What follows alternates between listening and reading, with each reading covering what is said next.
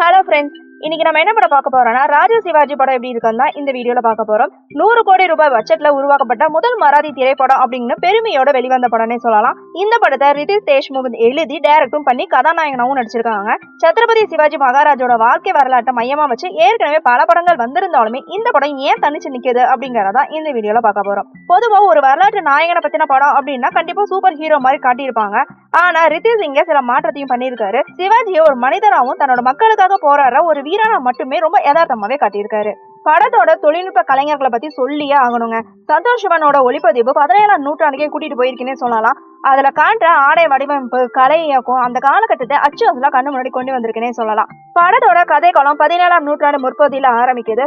அப்போ முகலாய மன்னர்களோட ஆட்சி ரொம்ப ஸ்ட்ராங்காவே இருந்திருக்கு. அந்த சூழல்ல ஒரு சிறுவனா இருக்கும்போது சிவாஜி ஒரு சபதத்தை ஏத்துக்கிறாரு. என்ன அப்படின்னா, அந்நிய ஆட்சியை எதிர்த்து போராடி நமக்காக நம்மளோட மக்களுக்காக ஒரு சுயராஜ்யத்தை அமைப்பேன் அப்படின்னு ஒரு சூளுரை சொல்றாரு. சிவாஜியோட அண்ணனா இருக்கிற சம்பாஜி சிவாஜிக்கு ஒரு சிறந்த வழிகாட்டியா இருந்திருக்காரு. சண்டை பயிற்சியில இருந்து போர்க்கலை வரைக்கும் எல்லாமே கத்துக் கொடுக்கறதுல சம்பாஜிக்கு ஒரு முக்கிய பங்கு இருக்குன்னே சொல்லலாம். 2 பேருமே மாவீரர்களா வளர்ந்து முகலாயர்களை எதிர்த்து நிக்கிறாங்க.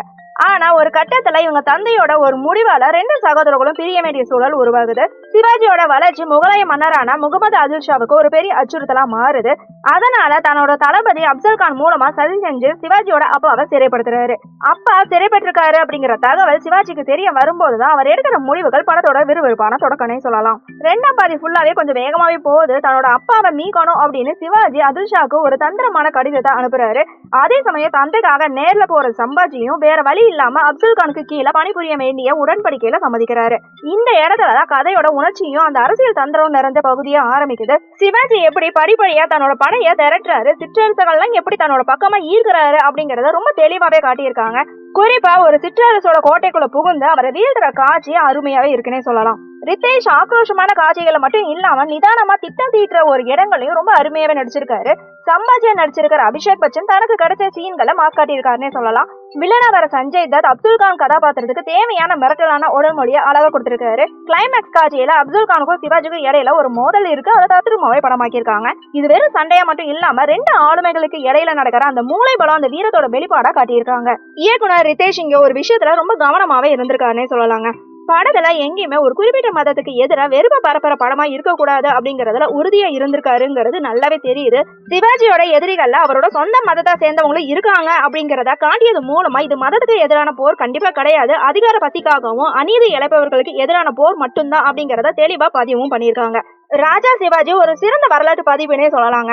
படத்துல சில இடங்கள்ல கிராபிக்ஸ் காட்சிகள் கொஞ்சம் சேக்கத்தனமா தெரிஞ்சாலுமே படத்தோட கதையோட உணர்ச்சி பூர்வமான காட்சிகள் அதை ஓரளவுக்கு பேலன்ஸ் பண்ணுதுன்னே சொல்லலாம்.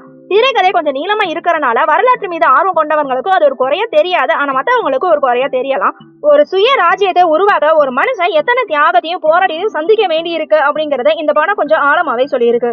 பிரம்மாண்டமான மேக்கிங், நடிகர்களோட அர்ப்பணிப்பான நடிப்பு, விறுவிறுப்பான சண்டை காட்சிகள் படத்தோட பெரிய பிளஸ்னே சொல்லலாம். ஒரு சில இடங்கள்ல கிராபிக்ஸோட செயற்கைத்தனமும் படத்தோட நீளமும் படத்தோட மைனஸ்னு சொல்லலாம்.